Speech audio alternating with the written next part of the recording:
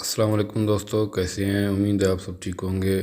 دوستو، آج ہم قارون کے خزانے کے بارے میں بات کریں گے اور جانیں گے کہ قارون کا خزانہ کتنا تھا اور کیسے اس نے اللہ کی نافرمانی کر کے اپنے لیے عذاب الہی کا انتخاب کیا۔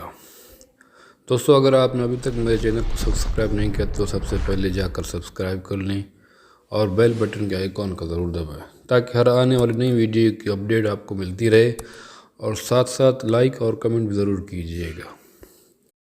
قارون کے خزانے کے متعلق آپ نے تاریخی حکایات اور وہ محاورے تو سنے ہوں گے۔ یہ وہی شخص ہے جس کا ذکر اللہ نے قرآن مجید میں نشان عبرت کے طور پر کیا ہے۔ قارون کا قصہ اسرائیلی اور اسلامی دونوں طرح کی روایت میں ملتا ہے۔ یہ بنی اسرائیل کا وہی امیر ترین شخص تھا جس کے خزانے کی کنجیاں 300 اونٹوں اور خچروں پر لادے جاتے تھے، اور ہر کنجی چمڑے کی ہوتی تھی جو ایک خزانے کی چابی تھی۔ تاریخ انسانی میں شاید قارون سے زیادہ دولت و ثروت کسی شخص کو عطا نہیں کی گئی۔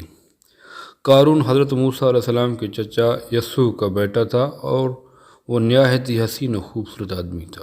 یہی وجہ تھی کہ بنی اسرائیل اور قبطی لوگ اسے منور کہا کرتے تھے۔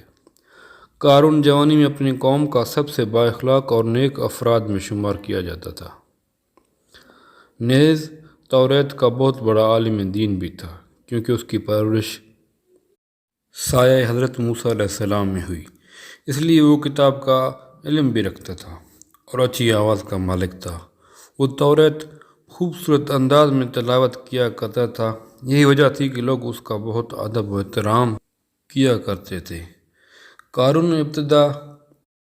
نے ابتدا میں حضرت موسیٰ علیہ السلام پر ایمان لائے، اور جب بنی اسرائیل کو قبطیوں کی غلامی سے آزادی ملی تو وہ ان کے ساتھ مصر کو چھوڑ کر سرزمین موعود کی طرف ہجرت کر گیا۔ وہاں اس کے حالات ایک دم سے بدل گئے، وہاں اس کے ہاتھ بے شمار دولت آئی۔ دیکھتے ہی دیکھتے وہ اپنی قوم کا امیر ترین شخص بن گیا، جس کا ذکر اللہ نے قرآن مجید میں کچھ یوں کیا ہے: بے شک قارون موسیٰ کی قوم سے تھا، پھر اس نے قوم پر زیادتی کی اور ہم نے اس کو اتنے خزانے دیے جن کی کنجیاں اٹھانا ایک طاقتور جماعت پر بھاری تھا۔ ایک جگہ فرمایا، جب اس کی قوم نے اسے کہا اتراؤ نہیں، بے شک اللہ اترانے والوں کو پسند نہیں کرتا، اور جو مال اللہ نے تمہیں دیا ہے اس کے ذریعے آخرت کا گھر طلب کرو اور دنیا سے اپنا حصہ نہ بھول، اور احسان کرو جیسا اللہ نے تجھ پر احسان کیا، اور زمین پر فساد نہ کر، بے شک اللہ فسادیوں کو پسند نہیں کرتا۔ جب زکوٰۃ کا حکم نازل ہوا اور حضرت موسیٰ علیہ السلام نے اس سے عہد لیا تو اس نے وعدہ کیا تھا کہ وہ اپنے مال کا 1000واں حصہ زکوٰۃ نکالے گا۔ جب اس نے اپنے مال کا حساب لگایا تو ایک بہت بڑی رقم زکوٰۃ کی نکلی، لہذا اس کے دل میں حرص اور لالچ پیدا ہو گئی اور وہ زکوٰۃ کا منکر ہو گیا۔ اس نے ایک گندی چال چلی، اس نے بنی اسرائیل سے ایک گروہ جو اس کی حمایت کرتا تھا جمع کیا اور کہا، اے بنی اسرائیل، موسیٰ نے ہمیں بہت سارے امور کا حکم دیا جس پر تم لوگوں نے اس کی پیروی کی، اب وہ تم سے تمہارا مال بھی لینا چاہتا ہے۔ فلاں فاحشہ عورت کو لے کر آؤ تاکہ اسے کچھ پیسے دے کر موسیٰ علیہ السلام کو بدکار ثابت کیا جا سکے۔ قارون نے اپنی قوم کے لوگوں کو جمع کیا اور حضرت موسیٰ علیہ السلام سے پوچھا کہ زنا کی کیا سزا ہے؟ حضرت موسیٰ علیہ السلام نے کہا، جو زنا کرے حالانکہ اس کی بیوی ہی کیوں نہ ہو تو اسے سنسار کیا جائے یہاں تک کہ وہ مر جائے۔ قارون نے حضرت موسیٰ علیہ السلام سے کہا، حتیٰ کہ یہ کام خود حضرت موسیٰ علیہ السلام نے کیا ہو تو بھی؟ حضرت موسیٰ علیہ السلام نے کہا، حتیٰ کہ اس کام کو میں بھی انجام دوں تو بھی یہی حکم ہے۔